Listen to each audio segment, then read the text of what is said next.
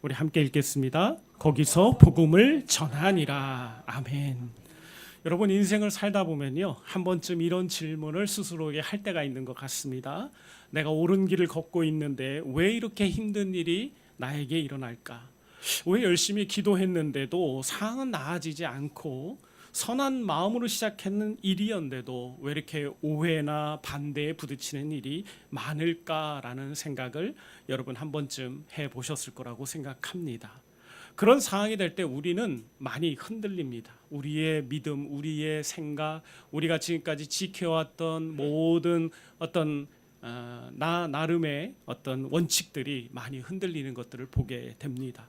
혹시 내가 뭔가 잘못하고 있는 것은 아닐까라는 그런 의문이 계속 휩싸이게 되고, 또 좀 더 나아가게 되면 이거 하나님이 나에게 뭔가 불만족스러운 것이 있으신 것인가, 하나님이 나를 막으시나, 이런 생각까지, 이런 부정적인 생각까지 나를 점령하게 되는 것들을 보게 됩니다.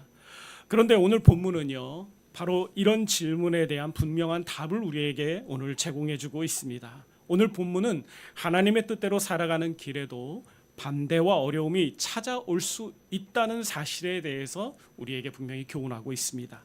바울과 바나바는 사도행전 13장에서 비시디아 안도에게서 열심히 복음을 전했습니다. 그런데 열심히 복음을 전했는데도 불구하고 그곳에서 그들은 엄청난 박해를 받게 됩니다.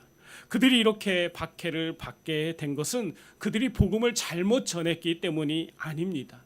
그들은 온전한 복음을 전했죠. 하지만 그들의 삶에는 박해가 가득했습니다. 그들은 거센 반대에 맞닥뜨리고 있었고, 그를 반대하고 그를 모략으로 넘어뜨리려고 하던 수많은 적대적인 세력을 마주하고 있었습니다. 여러분은 이런 상황 가운데 우리 바나바와 우리 바울이 얼마나 마음이 무겁고 그 내면이 복잡했겠습니까? 그런데 여러분, 우리가 조금만 생각해 보면 알 수 있는 것이 있습니다. 중요한 거는요, 우리 삶에 반대가 있냐 없냐가 아닙니다.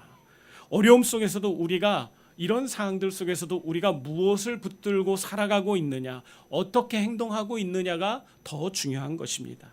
그래서 우리는 오늘 이 말씀을 통해서 박해와 반대 속에서도 우리가 어떻게 복음의 사명을 감당하는 그 믿음을 소유할 것인지에 대해서 교훈을 좀 받아보도록 하겠습니다. 먼저 복음은 사람들에게 결단을 요구한다는 사실을 여러분 기억하시면 좋겠습니다. 오늘 본문 1절을 보면요, 바울과 바나바가 이고니온의 유대인 회당에 들어가 말씀을 전한 것을 보게 됩니다. 그런데 아주 놀라운 일이 일어나게 있어요. 그건 무엇입니까? 복음이 전해지자 많은 그곳의 유대인과 헬라인들이 예수님을 믿었다는 사실입니다. 이에 유대와 헬라의 많은 무리가 믿더라고 성경이 기록하고 있어요. 출신과 문화는 달랐지만요, 그들은 동일한 복음을 듣고 하나님의 백성이 되는 걸 주저하지 않았습니다. 물론 모든 사람이 다 믿은 것은 아니었겠죠. 믿지 않는 사람들도 당연히 있었고요. 2절을 보면 믿지 않는 유대인들이 이방인들을 선동해서 바울과 바나바에게 악한 감정을 품게 하는 그런 사건도 일어나는 것을 보게 됩니다. 그리고 4절을 보면 도시의 사람들이 두 편으로 나뉘어서 어떤 사람들은 복음을 수용하고 어떤 사람들은 복음을 거부하는 유대인들 편에 서서 우리 사도들이 전한 복음에 대해서 양갈래로 나눠져 있는 것들을 또한 보게 됩니다. 이러한 결단의 요구는요, 구약 성경에도 동일하게 나타나게 됩니다. 엘리야가 갈멜산에서 바알 선지자들과 대결하기 전에 이스라엘 백성들에게 이렇게 외쳤던 것을 여러분 기억하실 거예요. 너희가 어느 때까지 두 사이에서 머뭇머뭇하겠느냐? 여호와가 만일 하나님이면 그를 따르고 바알이 만일 하나님이면 그를 따르라 라고 엘리야 선지자는 그렇게 도전을 했었습니다. 백성들은요, 그 엘리야 선지자의 외침에 아무 대답도 하지 못했습니다. 그들은 결단을 미루고 있었던 것이죠. 여호수아 역시 백성들에게 오늘날 너희가 섬길 자를 택하라라고 선포했지만 그들은 그 선포에 대해 바로 즉각적으로 결단 내리지 못한 것들을 우리는 보게 됩니다. 이렇듯 복음 앞에서 머뭇거리는 일들은 우리에게도 있을 수 있습니다. 그런데 여러분, 중요한 것이 있죠. 그 머뭇거림이 결국 답이 되진 않는다는 사실이에요. 선택은 미룰 수 있지만 미룸 자체가 이미 하나의 선택이 되어버릴 수 있다는 사실을 여러분은 기억해야 합니다. 복음은요, 사람들을 언제나 평안하게만 이끌어주는 건 아닙니다. 복음은 죄인인 우리에게 불편한 회개를 요구합니다. 우리로 하여금 넌 죄인이다라고까지 정죄하고 있어요. 그러니 어떻게 받아들이면 복음은 우리를 매우 불편하게 하는 것입니다. 그런데 이 복음을 받아들이면 우리의 인생에 더 이상의 불편함이 사라지고 우리 마음에 하늘로부터 오는 참 평안이 머물게 되는 것입니다. 내가 인생의 주인이 아니라 예수 그리스도께서 우리의 주인이심을 인정하도록 복음은 요구하고 있습니다. 내가 의지하던 것을 내려놓고 오직 주님의 은혜를 붙들도록 복음은 우리에게 교훈하고 있는 것입니다. 그러므로 복음 앞에서 우리는 머뭇거릴 수 없습니다. 우리는 분명하게 선택을 해야 합니다.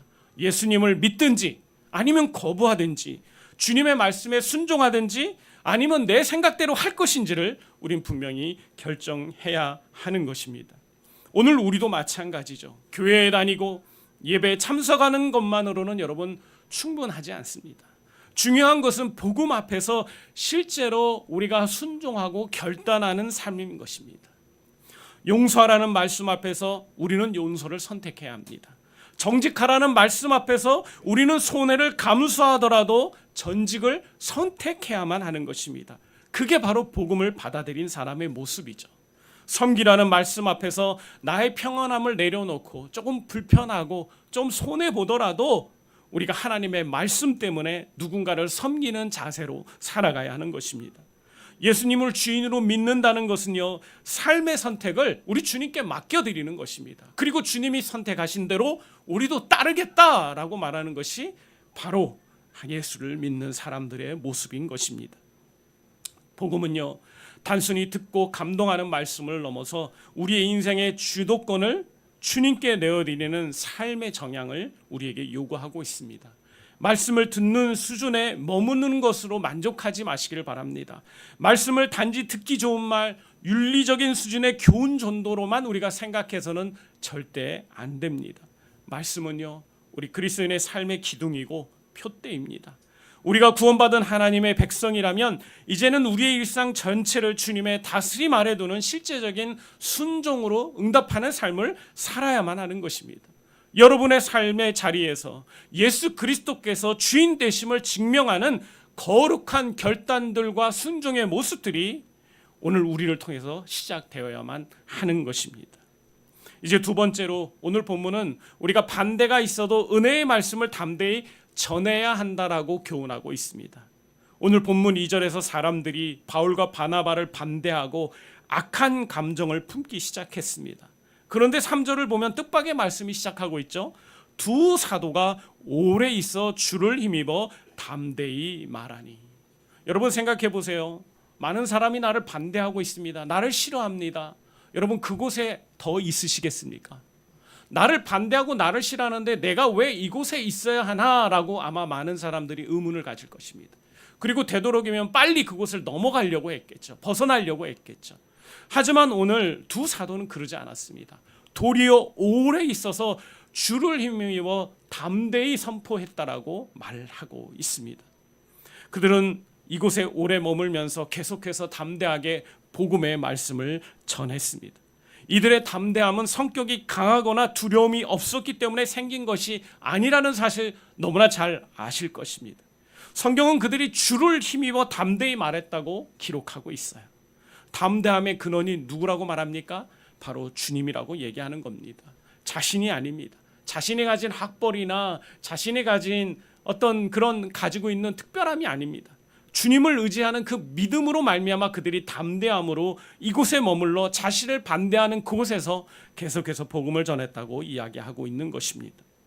이 담대함은 사도행전 초반 베드로와 요한의 모습에서도 동일하게 발견되고 있습니다. 공회 앞에서 예수님의 이름으로 말하지 말라는 위협을 유대인들로부터 받은 후에 그들은 오히려 성도들과 함께 이렇게 기도했다고 사도행전은 기록하고 있습니다. 주여 이제도 그들의 위협함을 굽어 보시옵고 또 종들로 하여금 담대히 하나님의 말씀을 전하게 하여 주시옵소서. 그들이 구한 것은요, 그들을 핍박하는 그 위협의 제거가 아니었습니다. 그들은 하나님께 온전히 담대함을 구하고 있었습니다. 상황을 바꾸어 달라는 기도가 아니라 그 상황 속에서도 흔들리지 않는 믿음을 우리 초대교회 성도들은, 사도들은 구했던 것입니다. 바울과 바나바의 담대함도 다르지 않습니다. 반대가 사라지기를 그들은 구한 적이 한 번도 없습니다. 그들은 반대 속에서도 주를 힘입어 담대히 말할 수 있는 은혜를 구하면서 자신들의 사명을 감당해 왔습니다. 또한 누가는 그들이 전한 복음을 주의 은혜의 말씀이라고 부르고 있습니다. 복음은 인간이 자신의 노력으로 구원받는다는 말씀이 아니라는 것을 잘 알 것입니다. 죄인인 우리를 위해 예수 그리스도께서 십자가에 죽으시고 부활하셨으며 그분을 믿는 자에게 하나님께서 구원을 베푸신다는 은혜의 말씀이 바로 복음이죠. 우리가 전해야 할 복음이 바로 이 은혜입니다. 여러분, 교회 공동체는 사람들을 정죄하는 공동체가 아니라 죄인을 살리시는 하나님의 은혜를 전하는 공동체가 되어야 합니다. 가정에서도 마찬가지죠. 자녀에게 옳은 말만 반복하는 것으로는 여러분 절대로 자녀가 올바르게 자라지 않습니다. 부모 자신이 먼저 하나님의 은혜로 살아가는 모습을 보여줘야만 합니다. 직장과 일터에서도 우리의 말과 행동을 통해 은혜가 드러나야 합니다. 아, 저 집사님 다르다. 저 대리님 다른데? 저 과장님은 뭔가 예수 믿는다 그러더니 뭔가 달라. 이런 고백이 나오게 해야 하는 것입니다. 무례한 사람들에게 똑같이 무례하게 반응하지 않고 손해를 보더라도 정직을 지키며 어려운 사람을 외면하지 않는 삶이 우리의 복음을 증언하고 드러내는 삶의 모습인 것입니다. 물론 우리가 복음을 전할 때 거절당할 수 있습니다. 여러분들이 한번 밖에 나가서 복음을 전해 보십시오. 아마 99%가 여러분의 복음을 거부할 것입니다. 지금 시대는 이미 그런 시대가 되었죠. 그러나 여러분, 그런 상황들 속에서 우리가 복음을 전하는 것을 포기할 수는 없습니다. 우리의 사명, 우리가 부르심을 입은 목적이 무엇입니까? 이 복음을 다음 세대에게, 또 다른 사람들에게, 또 다른 이웃들에게 전해야 될 책임이 바로 우리들에게 주어져 있기 때문입니다. 우리의 책임은 모든 사람을 변화시키는 데 있는 것은 아닙니다. 우리의 책임은 주님을 의지해서 진실하게 하나님의 말씀을 끝까지 대언하고 전하는 것입니다. 사람의 마음을 움직이고 믿게 하시는 분은 거룩하신 성령이 역사하시는 것입니다. 타이타닉호의 침몰 당시 복음의 증인으로 끝까지 살았던 존 하퍼 목사님의 이야기를 여러분 들어보신 적이 있으실 것입니다. 차가운 바닷물이 배를 채우고 사람들은 공포에 질려서 아비규환이 된 그 절박한 순간에도 그 난파된 배에 타고 있었던 이 목사님은 두려움에 주저앉지 않았습니다. 그는 어린 딸을 구명 보트에 태워서 먼저 보내며 안심시켰고 자신은 계속 끝까지 그 침몰하는 배에 남아 있어서 사람들에게 복음을 전했다고 전해지고 있습니다. 차가운 얼음물 속에서 마지막까지 외쳤던 그의 메시지는 아직 구원받지 못한 사람들을 먼저 구명보트에 태우라는 것이었습니다. 세상은 그를 죽어가는 사람으로 보았지만 그는 복음을 전하는 사명자로 그 마지막 자리를 지켰다는 것을 우리는 기억해야 합니다. 하포 목사님이 상황의 절박함보다 주님의 사명을 더 크게 신뢰하고 중요하게 여겼던 것처럼 오늘 바울과 바나바도 이 이고니온에서 당장 눈앞의 반대와 이업 때문에 복음 전하는 일을 멈추지 않았었습니다. 그들의 담대함은 상황이 좋았기 때문에, 환경이 좋았기 때문에 생긴 것이 아니라 자신을 붙드시는 주님을 의지했기 때문에 가능했다는 것을 여러분 기억해 주시기를 바랍니다. 우리도 마찬가지입니다. 우리도 이 시대 가운데 우리를 거부하고 거절하는 상황 속에서 살아가고 있습니다. 그런 상황들 속에서 우주는 여전히 나를 거절하고 나를 막아서는 사람들 앞에서 우리의 복음을 전하는 책임이 우리에게 있다는 것을 여러분 잊지 않아야 합니다. 주님이 나와 함께 하시기 때문에, 주님이 우리에게 도우시고 함께 하실 것이기 때문에 주님을 의지하면서 담대히 우리가 복음을 전하는 이 사명을 끝까지 책임져야 될 줄 믿습니다. 마지막 세 번째로, 장소가 바뀌어도 사명은 계속되어야 합니다. 이고니온에서 반대는 점점 심해졌죠. 마침내 사람들은 바울과 바나바를 모욕하고 돌로 치려는 계획까지 세웠습니다. 이제 사람들의 그 계획이 실천되는 순간 바나바와 바울의 모든 사역은 이제 멈추게 될 것입니다. 이를 알게 된 사람들은, 두 사도는 이제 루스드라와 더베로 피하게 됐습니다.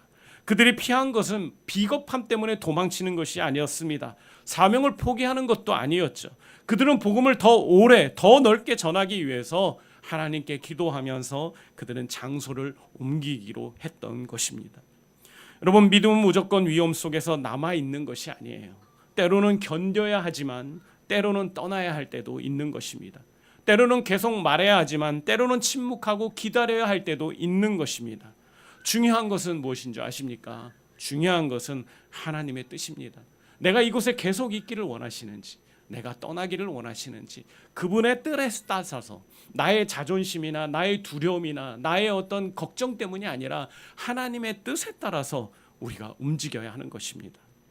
오늘과 같은 비슷한 흐름을 사도행전 8장의 이야기에서도 우리는 확인할 수 있습니다. 빌립 집사의 이야기를 보면 예루살렘 교회가 큰 박해를 받아 흩어질 때 빌립은 사마리아로 내려가 복음을 전했습니다.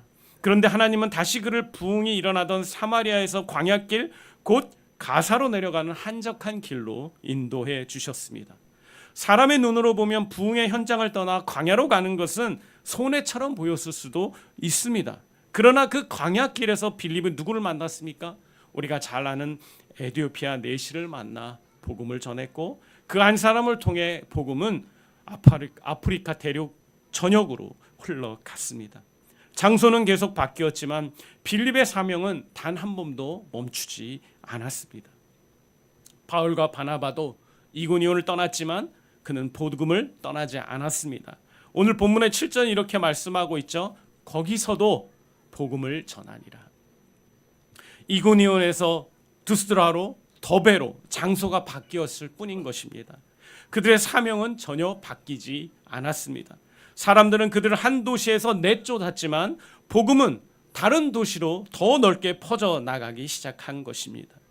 박해가 복음을 멈춘 것이 아니라 오히려 복음이 더 넓은 지역으로 정해지는 통로가 되고 있었습니다.